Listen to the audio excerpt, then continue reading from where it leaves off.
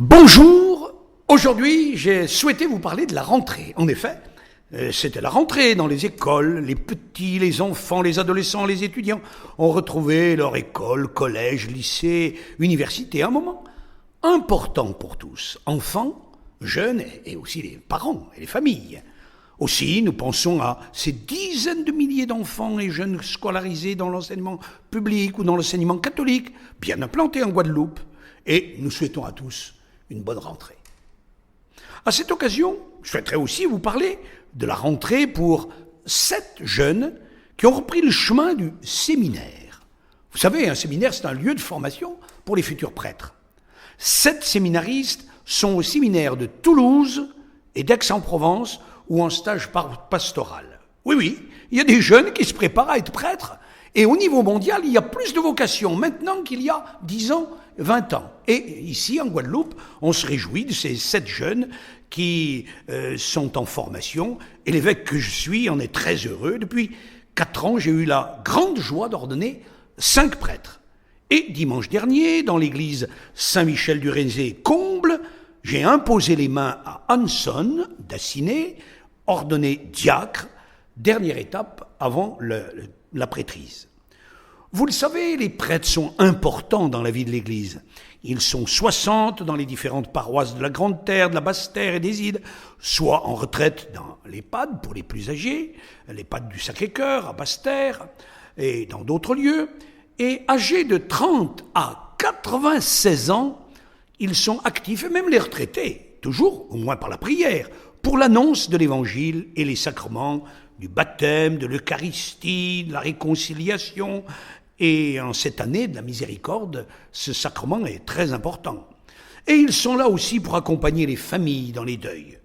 Pour eux aussi, c'est la rentrée, et pour les paroisses. D'ailleurs, cette semaine, les 50 prêtres actifs se sont réunis pour la session de rentrée. Tant de rencontres, d'échanges, de prières, d'informations. Ils ont réfléchi sur divers thèmes, la catéchèse, l'importance de la Bible dans la vie de l'Église, comment mieux prêcher.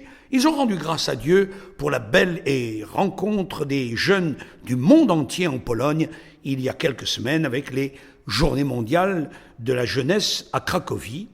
Et 8 prêtres et les 7 séminaristes participaient à ce magnifique événement pendant 2 semaines.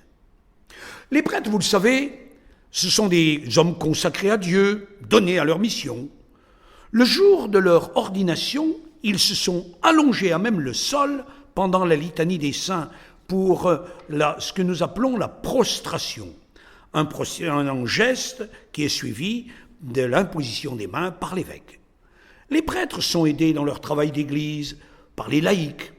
La mission est immense auprès de tous, des enfants et des jeunes, des familles, des malades, des personnes âgées. À chaque messe, on prie pour les prêtres.